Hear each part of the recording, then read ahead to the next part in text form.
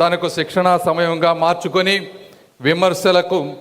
విమర్శకులకు తన మెజారిటీతో సమాధానం ఇచ్చినటువంటి యువ నాయకులు శ్రీ నారా లోకేష్ గారికి, వేదికను అలంకరించినటువంటి ప్రియతమ మంత్రివర్యులకు, సహచర నాయకులకు, కార్యకర్తలకు, అమరావతి ప్రాంత ప్రజలకు, మీడియా మిత్రులకు, అదేవిధంగా దేశం నలుమూలల నుంచి విచ్చేసినటువంటి ఆర్థిక నిపుణులకు అందరికీ కూడా మనస్ఫూర్తిగా ధన్యవాదాలు తెలుపుతా ఉన్నాను.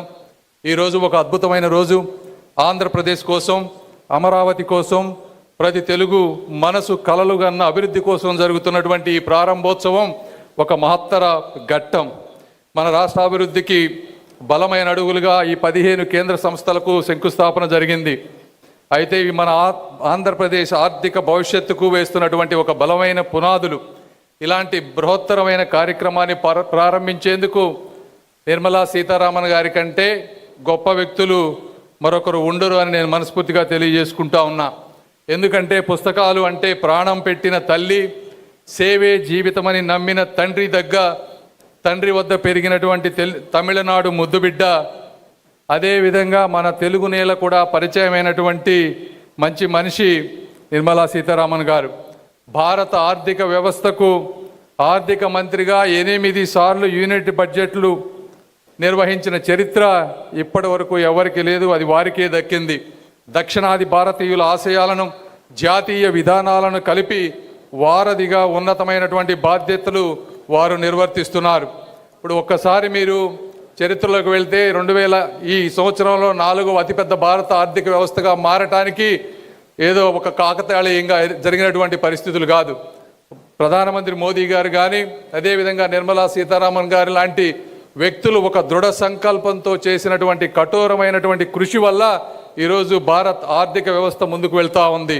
2014 సమయంలో యూపీఏ నుంచి వచ్చినప్పుడు పబ్లిక్ సెక్టర్ బ్యాంకుల్లో దాదాపుగా ఎన్పిఏలు వచ్చి 8% ఎన్పిఏలు 4 లక్షల కోట్ల అప్పుల్లో ఉంటే 4R రూపంలో అంటే రికగ్నిషన్, రిజల్యూషన్, రిఫార్మ్స్, రీక్యాపిటలైజేషన్తో అన్ని పబ్లిక్ సెక్టార్ బ్యాంక్స్ని 10 బ్యాంకుల్ని 4 బ్యాంకులుగా విలీనం చేసి ఈరోజు ఎన్పిఏలను 8% నుంచి 0.7%కు తగ్గించి 1,40,000 కోట్ల రూపాయల ఆదాయాన్ని పబ్లిక్ సెక్టార్ బ్యాంక్స్లో తీసుకొచ్చిన ఘనత శ్రీ నిర్మలా సీతారామన్ గారిదని మీ అందరికీ నేను తెలియజేసుకుంటా ఉన్నా. అదేవిధంగా ఆంధ్ర ప్రాంత ప్రజలు వేసినటువంటి ఓటు ఈరోజు కూటమి ప్రభుత్వం ద్వారా జిఎస్టీకి సపోర్ట్ చేసేటువంటి శక్తినిచ్చింది.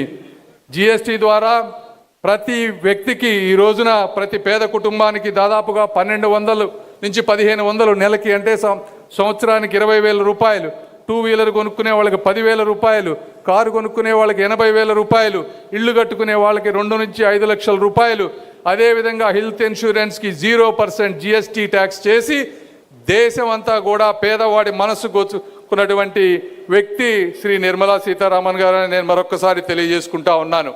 అదేవిధంగా నేను మా ప్రాంతంలో మా లోకేష్ గారు నేను వెళ్ళి ఎయిమ్స్లో స్టాఫ్ లేదంటే వెంటనే 540 ఉద్యోగాలు ఇచ్చి ఎయిమ్స్ మొత్తాన్ని కూడా మంచిగా చేసినటువంటి నిర్మలా సీతారామన్ గారికి మరొక్కసారి గుంటూరు ప్రాంత ప్రజల తరపున మనస్ఫూర్తిగా నేను అభినందనలు, ధన్యవాదాలు తెలుపుకుంటా ఉన్నాను.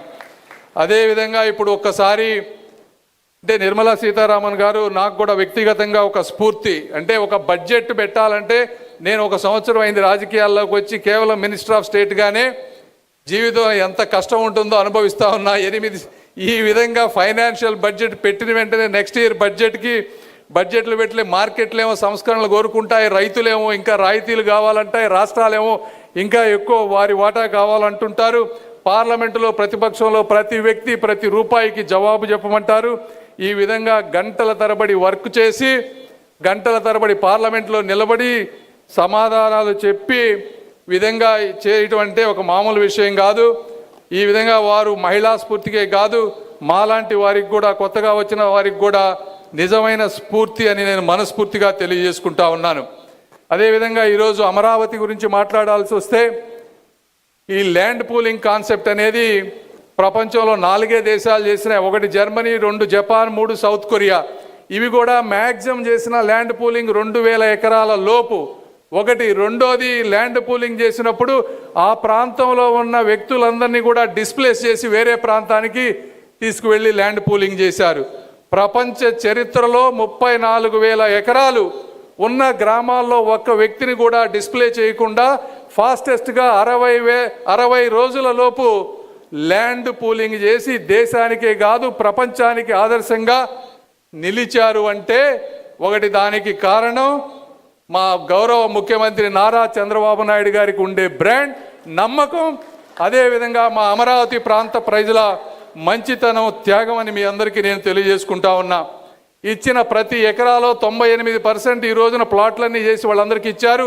కేవలం 2% అంటే 700 ఎకరాలు మాత్రమే ఈరోజు ఇంకా మిగిలి ఉన్నాయి. ఇవి కూడా వచ్చే 3-4 నెలల్లో ఇచ్చి ఈ ప్రాంతంలో ఉన్నటువంటి అన్ని సమస్యలు, ఎసైన్ ల్యాండ్స్, లంక భూములు, జరీబ్ భూములు, గ్రామ కంటాలు, టీడీఆర్ బాండ్లు, ఏ అయితే సమస్యలు ఉన్నాయో ప్రతి సమస్యని ఒక్కొక్క ఐటెంగా తీసుకొని వచ్చే 2-3 నెలల్లో పూర్తి చేసి ఈ ప్రాంతాన్ని, అమరావతి అంటే కృష్ణానది ఒడ్డున 3000 సంవత్సరాల నాగరికతకు నిలయంగా నిలిచినటువంటి స్థలం ఈ అమరావతి. శాతవాహనుల సామ్రాజ్యం సాక్షి అమరావతి. బౌద్ధ స్తూపాలతో బాసిల్లినటువంటి భూమి అమరావతి. ఇక్కడి శిల్పాలు, శాసనాలు, స్తూపాలు శాంతి, జ్ఞానం, ఆనందం అనే భారతీయ సందేశాన్ని యుగాల పాటు మోసుకొచ్చినటువంటి భూమి ఈ అమరావతి. ఇలాంటి అమరావతిని భారతదేశంలోని అత్యంత ఆధునిక ప్రణాళికబద్ధమైన రాజధానిగా అవతరించే విధంగా ఒక మహా సంకల్పానికి ఇది చిహ్నంగా ఉండబోతా ఉంది. విస్తృత రహదారులు, పచ్చని ప్రదేశాలు, ప్రపంచ స్థాయి ప్రభుత్వ సంస్థలుతో ఈ అమరావతిని ఒక గొప్ప నగరంగా నిలబెట్టబోతా ఉన్నాయి.